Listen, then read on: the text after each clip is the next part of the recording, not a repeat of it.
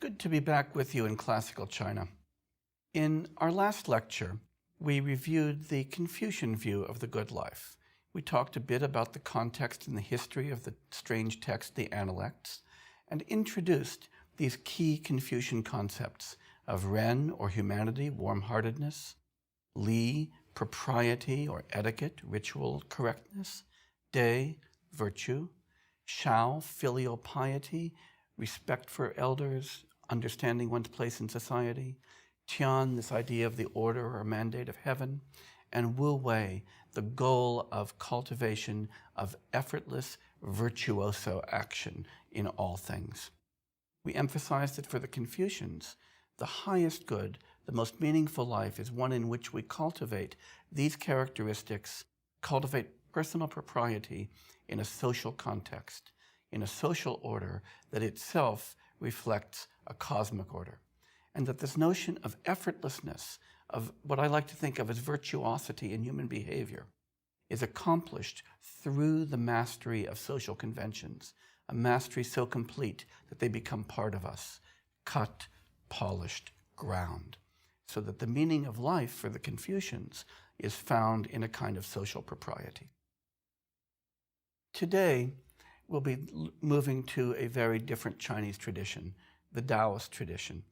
I'm going to begin by talking about the meanings of the word Tao itself. Then we're going to ask the question, what is the Tao a Tao of? And discuss what's distinctive about the Taoist account of life as opposed to the Confucian. But then we're going to get very textual. We're going to spend a lot of time looking actually at alternate translations of Book 1, Chapter 1 of the Tao Te Ching, and talking about the complexity of reading this text before then spending a bit more time on Chapter 2. So this will be a nice textual day for us. I should say that part of my principle in choosing the texts to read with you is I only choose my favorite texts, ones I really like to read, and this one is really high up on the list. The Tao Te Ching is traditionally ascribed to a shadowy figure, Lao Tzu. The word Lao Tzu isn't even a name. It means the old master. Hagiographically, he's represented as an older contemporary of Confucius. However, there's no very clear evidence that he ever actually existed, and there's no clear sense of who actually wrote the Tao Te Ching and over what period it was actually written. It's a very shadowy text written by a very shadowy author or collection of authors. Most contemporary scholarship takes it that the Tao Te Ching is actually a compilation of bits and pieces and sayings and chapters from a variety of earlier sources. There seem to have been several early recensions of the text, but the one that we know and love was solidified somewhere around the 3rd or 2nd century before the Common Era. It comprises 81 chapters of varying length. Some are only a few lines long, some a whole page long, and they're grouped into 2 books. The first book begins with the word Tao, which means way. The second book begins with the word De, which, as we've seen, means virtue. So Tao Te Ching means really the book whose first volume begins with the word Tao and whose second volume begins with the word De. There's actually also a version in which the 2 books are reversed, and what we normally know as Book 2 comes first, and that one, not surprisingly, is called the De Tao Ching, but we'll be looking at the Tao Te Ching. The Tao Te Ching turns out to be the most frequently translated book in the world. Almost everybody who learns to read and write classical Chinese seems to translate the Tao Te Ching. There are literally hundreds of them. One of the things that we're going to see that's so fascinating is the translations of this text differ vastly. And that's because the text itself is very open-ended, very complex, and is susceptible to many different interpretations. It has been read, for instance, as primarily a religious text. It's been read as a philosophical text. It's been read as a political text. And it's even been read as a text on military strategy. Mao Zedong, for instance, said to have relied heavily on the Tao Te Ching in planning the Long March during the Chinese Revolution. Taoism is very much a living tradition in China. There are Taoist monks, Taoist temples, Taoist philosophers working within the tradition. As we're going to see, it is antagonistic to Confucianism. The Taoists really took themselves as critics of a Confucian order. On the other hand, with the Confucian tradition, Taoism shares a certain preoccupation with this idea of wu wei, sometimes translated as inaction, but as I've suggested, effortless action is a much better translation. Wu wei in this sense can be thought of, as I keep emphasizing, as virtuosity, the kind of fluidity in action, fluidity in life that comes from long practice and accustoming oneself to acting in a particular way.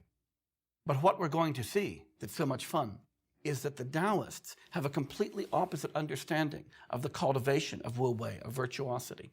Whereas for the Confucians, this is a positive thing, building up more and more propriety, better and better habits, more and more understanding of the classics and of how to behave.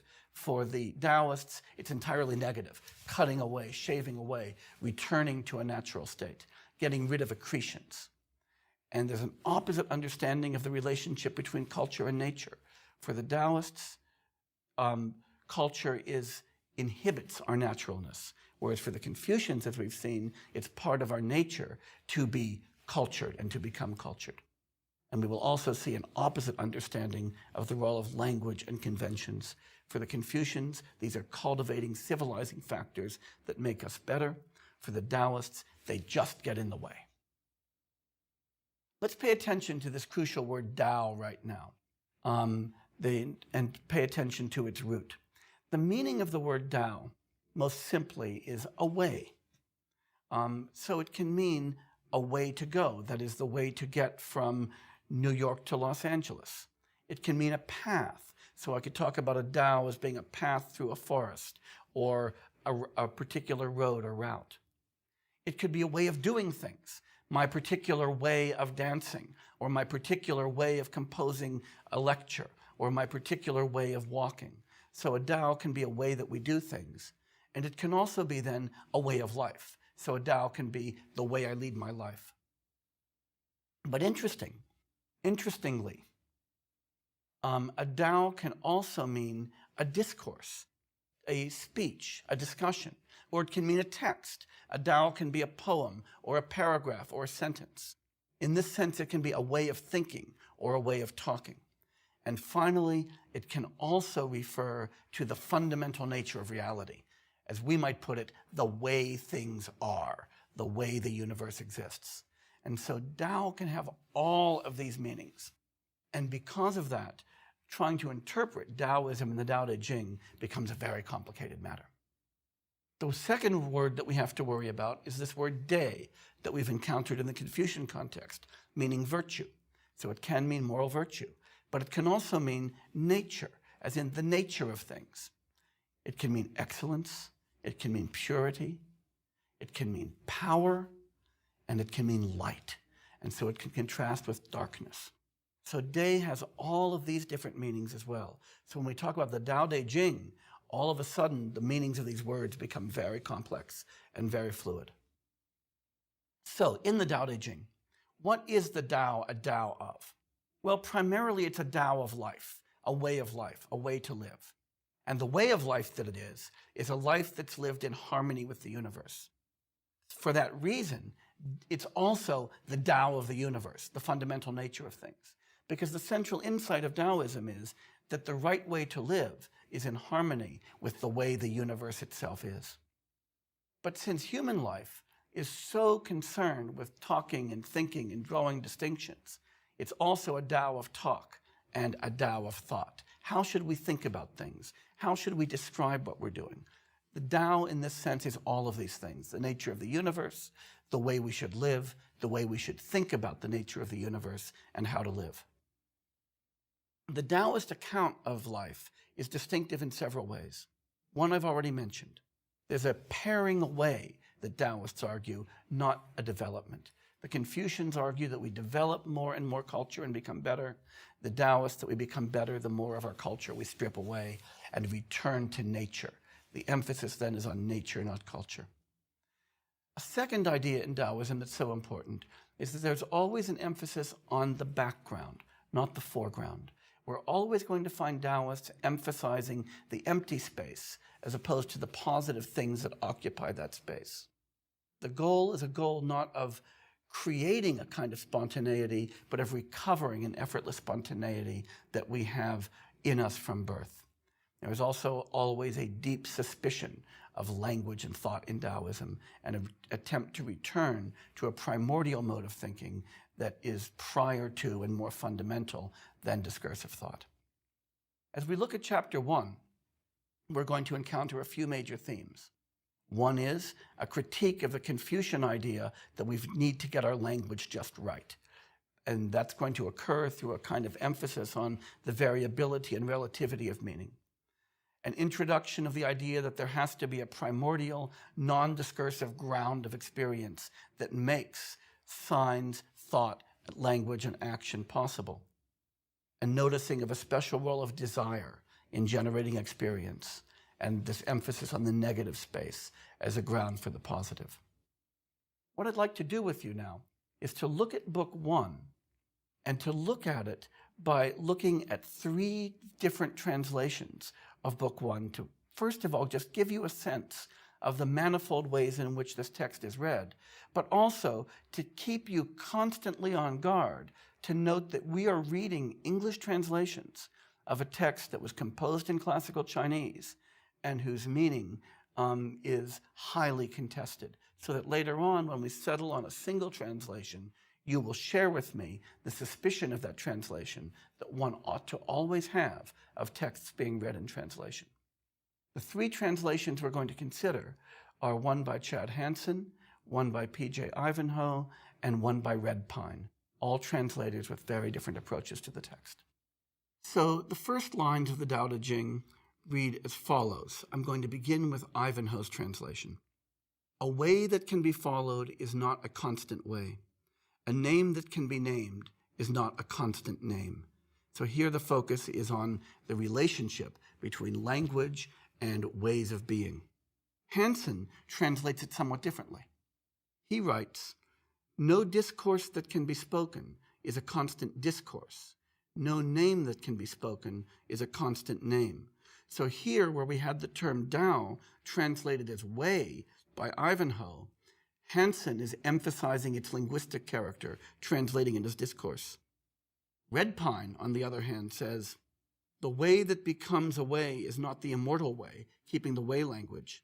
The name that becomes a name is not the immortal name.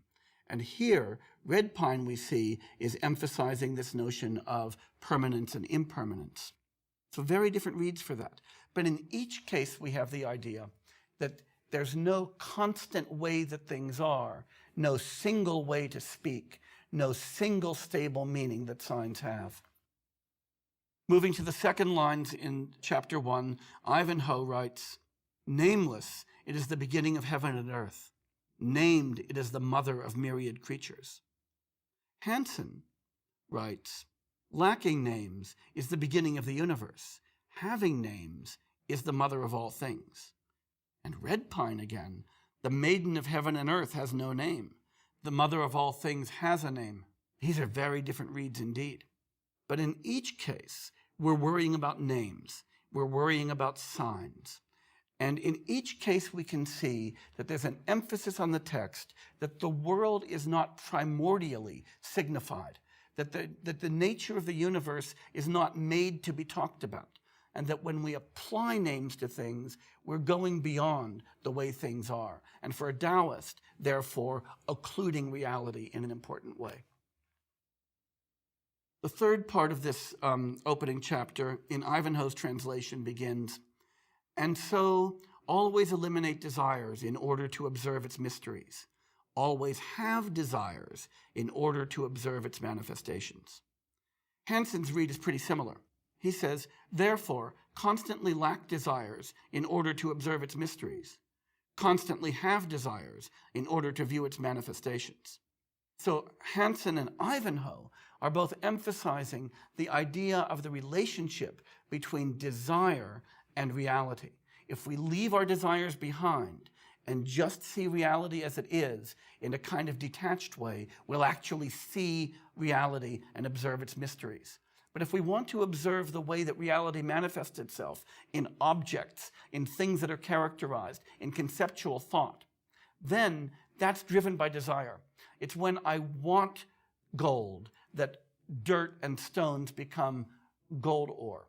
It's when I'm looking for firewood that this whole world of trees and grasses suddenly becomes a forest with cuttable trees. So it's desires that bring about the objects that I care about.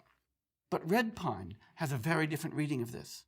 He writes, "Thus in innocence we see the beginning, in passion we see the end." And he's emphasizing a very different idea with which the Tao Te Ching is pregnant. The idea that the world itself is one that's open to us through a kind of innocent primordial awareness. But all of that ends and goes away, and we lose our connection with reality when we allow our passions to take over, when we allow our desires to take over. The final part of this chapter, Ivanhoe has, their unity is known as an enigma. Within this enigma is yet a deeper enigma, the gate of all mysteries. Hansen, slightly different read. These two come together and are differently named. Their unity is known as an enigma. Within this enigma is yet a deeper enigma, creates mysteries and even deeper mysteries. In both of these cases, what's being unified? What's being unified is this primordial, undifferentiated, ineffable nature of reality, and this world of distinguished things that we name and describe. Objects, properties of objects, things we want, things we don't want, things we take to be good, things we take to be bad, subject, object. The point, though, is that these two things are one and the same, experienced in different ways, and that it's the unity of the undifferentiated and the differentiated, the unconceptualized and the conceptualized, that is the greatest mystery and enigma. Redpine's slightly different. Two different names for one and the same. The Tao, the primordial way of being, or the many things. The one we call dark, the dark beyond dark, the door to all beginnings.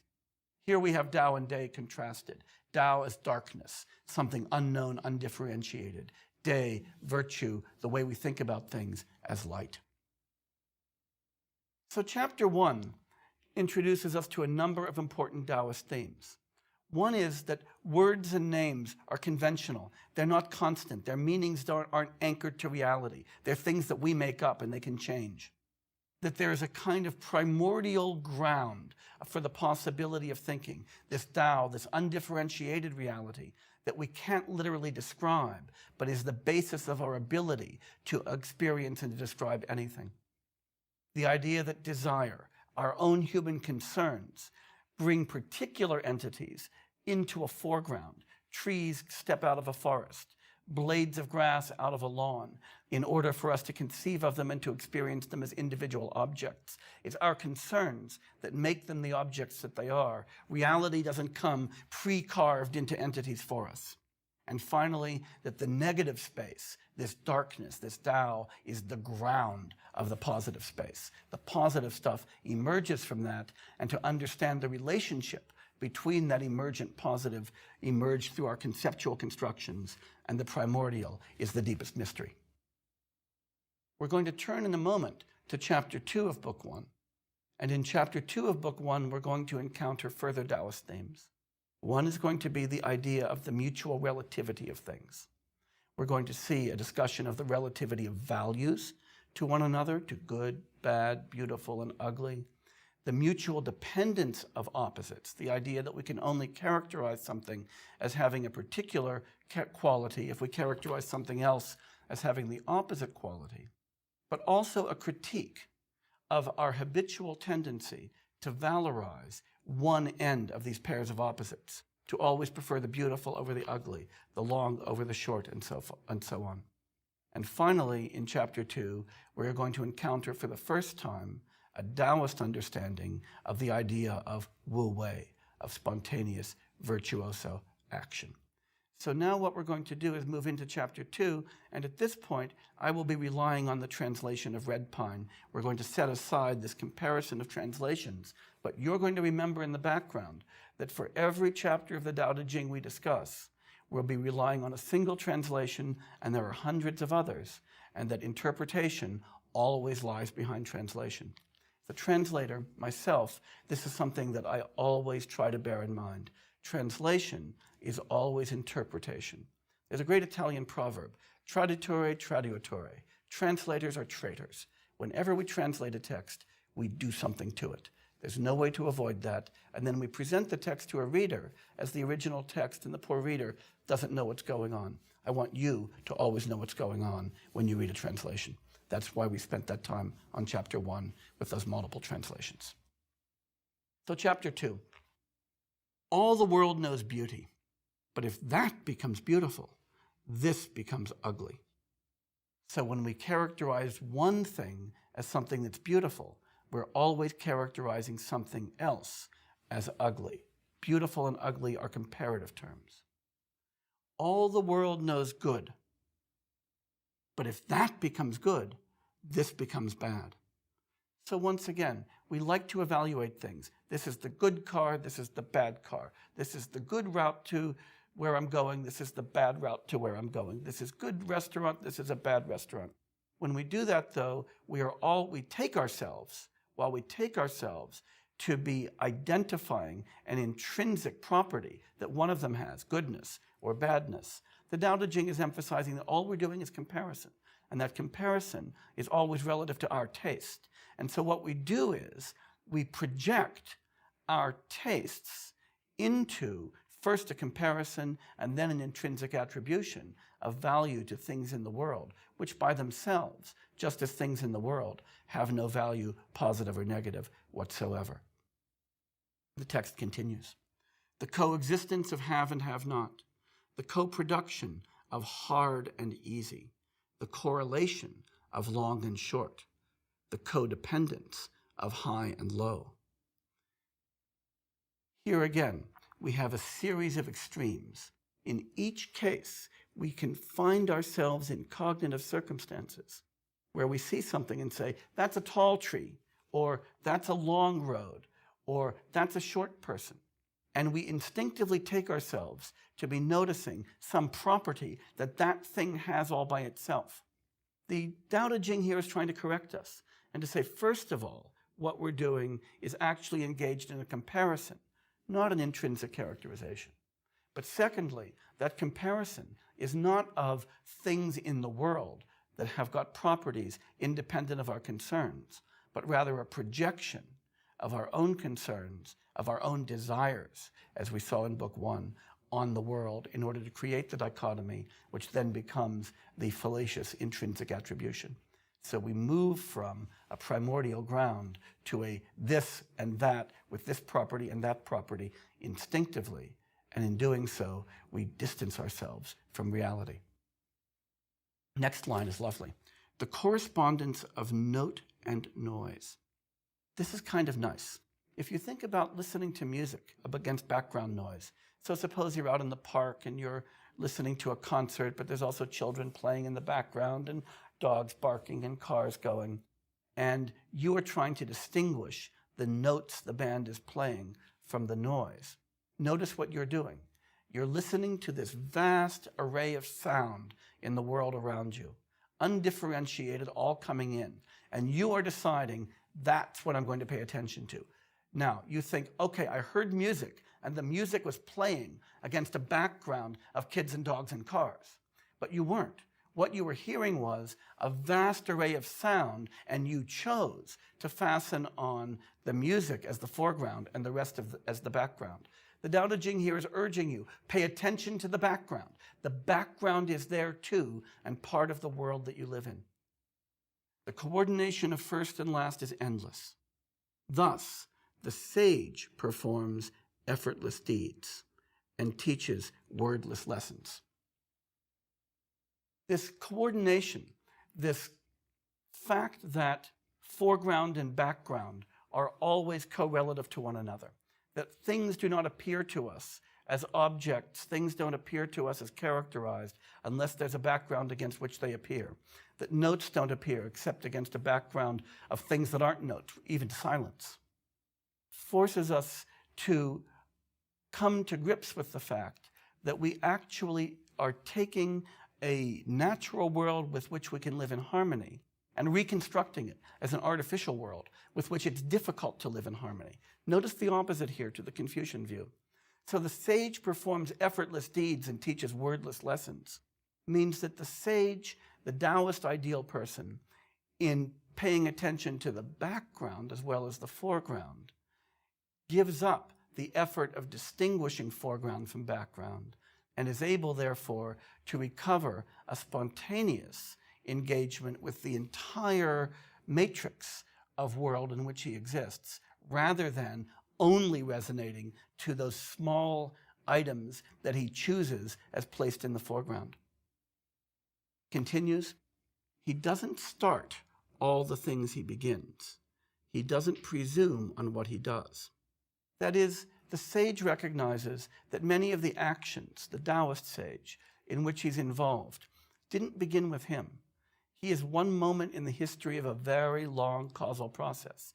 He himself, or she herself, isn't somehow an object against a background, a self against a lot of other, who initiates actions that are kind of unique, but rather a participant in a vast array of processes, a nature with which we're in harmony whether we like it or not. He doesn't claim what he achieves. That is, I recognize that when I think there's something I've done, it's actually the recognition of the fact that that achievement is the consequence of the confluence of a vast causal network of which I'm only one part. Imagine this, for instance. You're a member of a team or an organization, and you've got a piece of a project. Maybe you're trying to develop a proposal for a client, or maybe you're trying to write a legal brief with a team of people. And you get to the end and you say, aha, I've done it. I've written it, I've composed it. And you tend to think that way. Or you're driving to somebody's house and you say, I got here. And you say, I've achieved it. The Taoist is pointing out that when you've done that, you've placed yourself in the foreground and everybody else in the background. In the case of writing the brief or preparing the proposal, you've forgotten about all of your colleagues. You've forgotten about the library. You've forgotten about all the textbooks that helped you. You've forgotten about the teachers who taught you how to do that. When you drive from here to there and you say, I drove to her house, you forget that somebody had to build that car, that somebody had to maintain the roads, that other drivers had to not crash into you. That achievement isn't something you've accomplished alone, but what you have done is extracted yourself into a foreground from a background that you've then deprecated, and by doing that, you've distanced yourself from reality. And this chapter concludes, and because he makes no claim, that is, because he doesn't claim this kind of primacy, this kind of ontological specialness in the world, he suffers no loss. That is, he doesn't have to be attached to these things, and so that if things go wrong, we recognize it's not something that happened to me, it's just the way the world is. Compare the Stoics on this, and you'll see a really nice resonance. So we've got a bunch of really nice themes, Taoist themes, that come out of chapter 2. We've got this idea of relativity as important as opposed to things having absolute properties, long and short, good and bad. The idea that values are all connected to one another and that they're relative to our preferences. They're not things that are externally real. There's no privileged pole in any of these binaries. When we see something as beautiful, that doesn't mean it's better. It means we like it more. When we value some food as good and other as bad, it doesn't mean that there's something special about it. It tells us something about us. And if we can come to recognize this, we can come to interact with the world through Wu Wei, effortlessly, spontaneously, without calculated thought, without attributing these abstract properties to other things, and without distinguishing ourselves as special within that matrix. So this is a nice beginning into Taoism.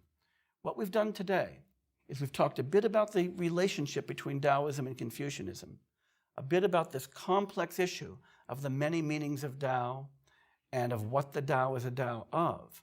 And I hope we're beginning to see what's distinctive about the Taoist account of life, and that book 1 and 2, book 1, chapters 1 and 2 have helped us through that. In our next lecture, we're going to get deeper into the Tao Te Ching and explore all of these themes in much more detail.